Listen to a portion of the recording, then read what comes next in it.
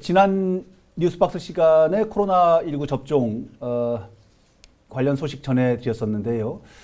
이제 빠르면 다음 달부터는 우리 지역 주민들도 코로나19 백신 접종이 시작될 것 같습니다. 지자체에서도 발빠른 준비 움직임을 보이고 있는데요. 관련 소식도 자세히 알아보겠습니다.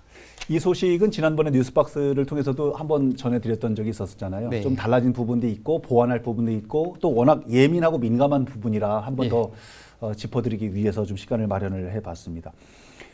식약처에서 백신 사용 허가를 하는 기간이 당초에 원래는 180일, 근데 이번엔 단축해서 한 40일 정도의 기간 안에 긴급하게 허가를 하겠다, 뭐 이런 취지 얘기를 들었던 것 같은데 네. 지금 진행이 어떻게 되고 있는지 궁금합니다. 네, 현재까지 알려진 이 백신 도입 일정을 종합해 보면 예. 이 아스트라제네카 백신이 2월 중에 이 도입될 예정이고요. 예. 그에 앞서서 이 코백스 퍼실리티의 초도 물량이 국내에 들어오게 됩니다. 예. 이 코백스 퍼실리티는 공동 구매와 공동 배분을 위한 국제 프로젝트를 말하는데요. 이 코백스 퍼실리티의 초도 물량은 이 화이자 백신이 유력한 것으로 밝혀졌습니다. 아, 그렇군요. 네. 당초에는 아스트라제네카가 가장 먼저 들어와서 접종이 되지 않을까 이렇게 예측도 하고 여기저기 언론에서도 많이 얘기를 했는데 결국 이제 화이자가 더 먼저 들어올 것으로 지금 이제 그렇게 예측을 하고 있군요. 예. 당초 이 화이자는 그러나 지금 해외에서 여러 가지 부작용 사례가 속출하고 있어서 걱정도 좀 되는 부분도 있거든요. 네. 어떻습니까? 예, 말씀하신 것처럼 그 먼저 백신을 맞은 이 해외에서 부작용 사례들이 발생을 하고 있는데요. 예. 그래서 화이자 백신 같은 경우에 사용 허가를 받은 이후에도 2023년 1월까지 임상 참가자들이 이 백신 이상 반응을 추적해서 관찰해 식약처에 이 자료를 제출할 예정입니다. 예. 예, 그리고 임상 이후에도 안정성 확보를 위해서 6개월 이상 접종자들을 추적 관찰하라는 이 세계 보건기구의 권고에 따를 예정입니다. 그렇군요. 예. 알겠습니다. 지난 시간에는 바로 이 부분 소개해드렸던 것 같은데 예방접종 추진단을 구성해서 예방접종이 실제로 이루어졌을 때 불편함이 없게 신속하게 안전하게 추진하겠다 이런 취지 같던데 이게 지금 구성이 완료가 됐다면서요?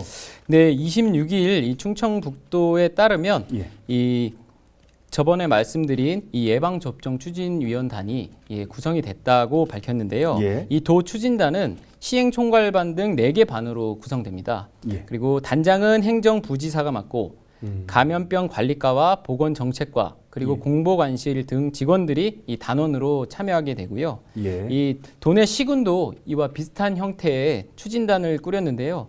이 부단체장을 단장으로 하고 이 한 추진단은 4개에서 6개의 반으로 구성된다고 합니다. 그렇군요. 예. 지금 완료가 됐기 때문에 이제 백신이 지역에 들어오게 되면 순서에 입각해서 준비된 시스템대로 우선 접종 대상자부터 접종을 하는 걸로 준비가 이제 완비가 됐다는 얘기고요. 도내에서는 청주가 아무래도 가장 접종 대상자가 많지 않겠습니까? 네. 민간 협의체를 구성을 해서 예방 접종을 지원을 하겠다 이런 얘기도 나와 있던데요. 어떤 예. 내용입니까? 이 각 지자체 추진단은 이 민간 협의체를 구성해서 말씀하신 것처럼 이 예방 접종을 지원할 예정인데요. 예.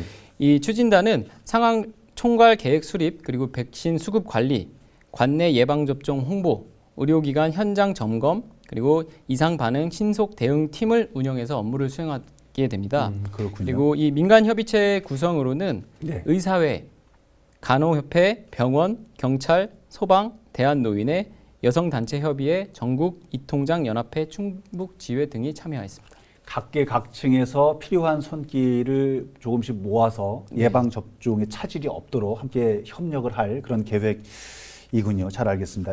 일전에 한번 소개를 해드렸는데요. 다시 한번 짚어보겠습니다. 충북 도내의 코로나19 접종 대상자 전체 규모는 얼마나 됩니까? 네, 현재 도에서 추산하는 도내 접종 대상자는 135만 명인데요. 예. 이 중 우선 접종 대상자가 60만 명, 그리고 나머지 일반 접종이 75만 명으로 추산됩니다. 말씀하셨던 우선 접종 대상자가 60만 명 이렇게 소개를 해주셨는데 확정이 됐나요? 25일 이 보건복지부 식품의약품안전처 질병관리청은 이 전 국민 순차 무료 접종 방안을 예. 이 문재인 대통령에게 보고를 했는데요. 아하. 예, 분기별로 구체적인 이 코로나19 백신 접종 일정이 공개된 건 이번이 처음입니다. 그렇군요. 예, 이날 공개된 방안을 보면 예.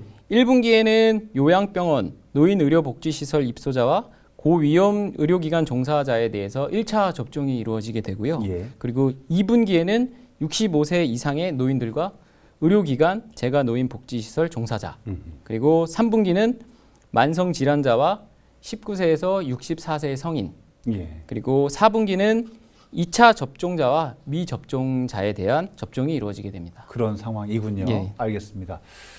여러 차례 전해드렸습니다만은 지금 우리가 접종할 예방 백신이 종류가 한 가지가 아니어서 뭐 네, 영하 수십 도에 보관을 해야 되는 것도 있고 그렇지 않은 것도 있고 어떤 백신을 내가 접종을 하게 될지 모르니까 네. 아무 데서나 아무렇게나 시기나 상황이 되면 그냥 접종을 하면 되는 건지 혹은 접종을 해야 되는 장소가 구분이 또 되는지 이 부분도 궁금합니다.